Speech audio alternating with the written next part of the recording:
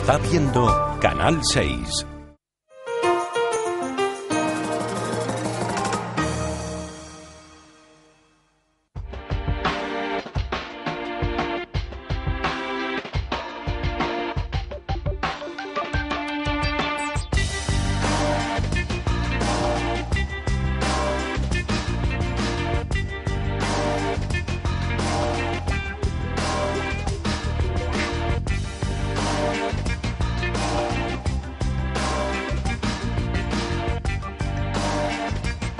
¿Qué tal? Muy buenas noches. El periodismo es una de esas profesiones que si no se explica de la mano de la vocación, pues muchos la verdad es que no la entenderían. Sobre todo cuando uno elige contar las cosas que ocurren por todo el mundo.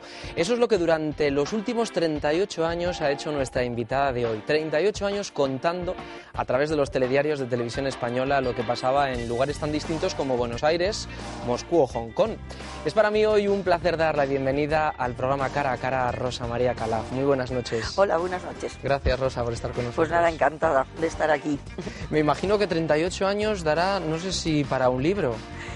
Bueno, daría para un libro, pero yo siempre recuerdo una frase que me dijo un padre blanco hace muchos años en un viaje que hice por África en coche, que cuando llegas a un lugar piensas que eres capaz de escribir una enciclopedia, cuando llevas un año piensas que vas a escribir un libro y cuando llevas 10 crees que apenas un pensamiento. Pues entonces esto es un poco lo que me ocurre a mí, ¿eh? O sea que lo del libro me da mucho miedo. Rosa, ¿dónde has sido más libre para informar y dónde también lo has tenido más difícil? Bueno, en general libre, pues bueno, evidentemente ni en Europa, cuando estaba pues en Italia, en Estados Unidos, etcétera, ¿no?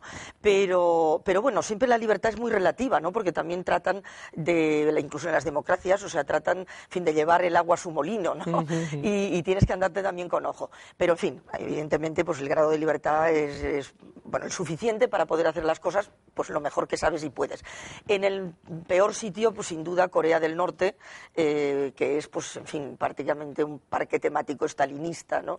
Donde no puedes moverte, estás continuamente vigilado, solo te enseñan pues lo que te quieren enseñar, pero de todas maneras es tan esperpéndico, tan surrealista, que bueno, que solo con eso que te enseñan, que para ellos es lo bueno y lo mejor, pues ya eres capaz de poder vislumbrar cómo es el resto y tratar de transmitirlo. En los últimos años has sido la corresponsal de Televisión Española en Asia-Pacífico. ¿Cuántas personas forman ese equipo? Bueno, somos muy pocos porque, en fin, los presupuestos se han ido ajustando y se han ido reduciendo las oficinas, ¿no? El número de personas. Normalmente somos 4, es decir, una persona que se queda en la oficina, que es China, en el caso de Hong Kong y Pekín, y después pues un cámara, y que es cámara, editor, en fin, técnico, etcétera, y una productora. O sea que solemos viajar 3 y el otro se queda en la oficina.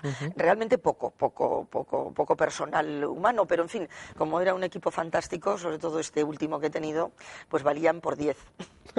Y claro, habrá que sumar en algunas ocasiones y en algunos países el intérprete, que yo no sé hasta qué punto uno puede tener las cosas más fáciles o más difíciles, depende de lo que esté buscando. Este es un tema efectivamente importantísimo porque, pues claro, no puedes hablar todos los idiomas del mundo, lamentablemente, y el intérprete y el traductor es una pieza esencial y es muy difícil encontrar un buen traductor, porque no solo consiste en que hable perfectamente el idioma que sea inglés, o sea francés, o sea lo que necesites, o que tú comprendas para relacionarte, sino que sea capaz también de buscar lo que tú quieres, es decir, que sea tus ojos y tus oídos, porque además en lo que tú buscas no siempre es simplemente una palabra, a veces es un silencio, o sea, a veces es pues ponerle la oreja, el oído en la conversación que está al lado, y es pues lo que no te dicen, en fin, hay muchos factores que intervienen, pues bueno, como sabes, cuando quieres saber qué está pasando, ¿no?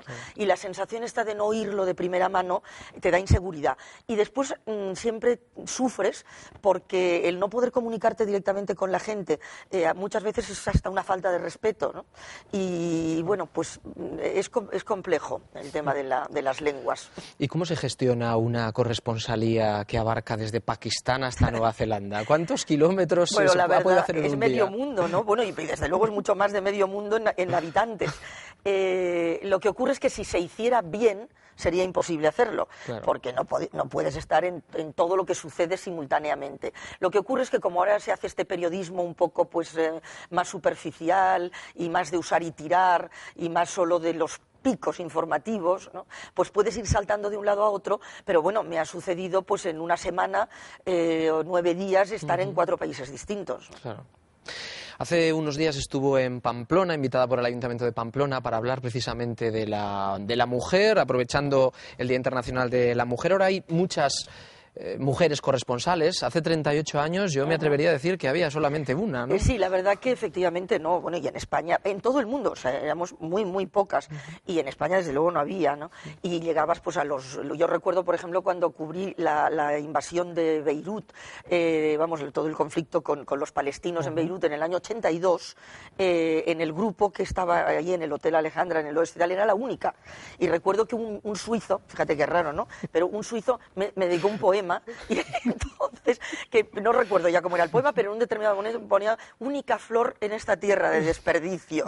Era una cursilada terrible, pero que daba la medida de cómo eran las cosas entonces. Ahora no, ahora afortunadamente hay muchas, e incluso se han dado situaciones, por ejemplo, si no recuerdo mal, cuando la guerra de Afganistán, cuando estábamos en Pakistán, los equipos de las principales televisiones del mundo, las directoras de equipo éramos todas mujeres. Ah, sí. O sea, la CNN, la BBC, los alemanes, nosotros, los italianos, los finlandeses, o sea, eran todos los equipos de esas televisiones eran mujeres. Así que, bueno, en fin, algo hemos mejorado. No del todo todavía. No del todo todavía. ¿Eso facilitaba más las cosas o no?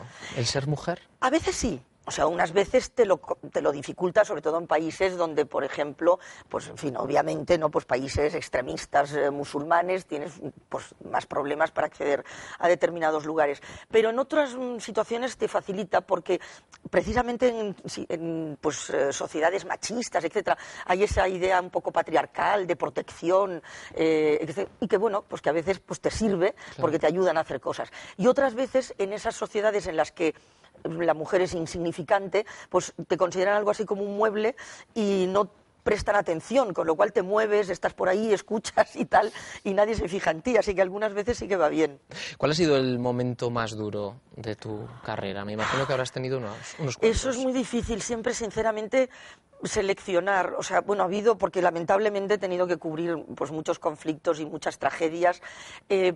Probablemente por las dimensiones el tsunami, ¿no? El tsunami fue una catástrofe, ya te digo, de tal calibre que era durísimo. O sea, estar ahí, ¿no? Y ver esos pueblos completamente arrasados y esas comunidades totalmente destruidas, porque ya no es solo que se destruyan las vidas, pues bueno, valiosísimas y por supuesto pues insustituibles de tanta gente, sino que se destruye el tejido social.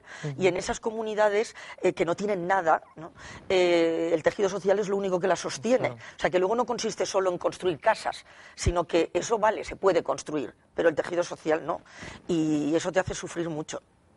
¿Y el momento en el que te hayas sentido más satisfecha, incluso más orgullosa de ser periodista? Porque yo sí que reconozco siempre que el periodismo te permite llegar a lugares que con otra profesión es prácticamente imposible, o conocer a determinadas personalidades. Sí, bueno, hay una parte de ego, o sea, bueno, pues de estar ahí en determinados, donde se está cociendo todo, etcétera, ¿no? Pero eso, en fin, tiene una importancia muy relativa. Sí te permite, sobre todo, ayudar y tal vez marcar la diferencia, que al fin y al cabo es el objetivo, ¿no? de esta profesión, pues para los más vulnerables y los más débiles. Y no sé, entonces quizás si de pronto si tengo que elegir algo, recuerdo en un terremoto que hubo en Armenia hace muchos años, bueno, pues hicimos en ese momento unas crónicas así de emergencia, etcétera, y preguntando qué es lo que se necesitaba, me dijeron, pues es que aquí no tenemos filtros de diálisis infantiles, ¿no? Y entonces pues los niños no podían ser tratados. Y entonces pues yo lo conté y resulta que, bueno, pues a los 2 días estaba llegando un avión español, o sea, con filtros, ¿no? Y entonces después, al cabo de 4 o 5 meses, recibí, o sea, unas cartas a través del hospital de varias madres. Entonces, claro, eso es como que ha servido para algo, ¿no? O sea, quiero decir, entonces, bueno, pues te sientes, no sé si orgulloso, pero por lo menos satisfecho, ¿no? De haber sido útil.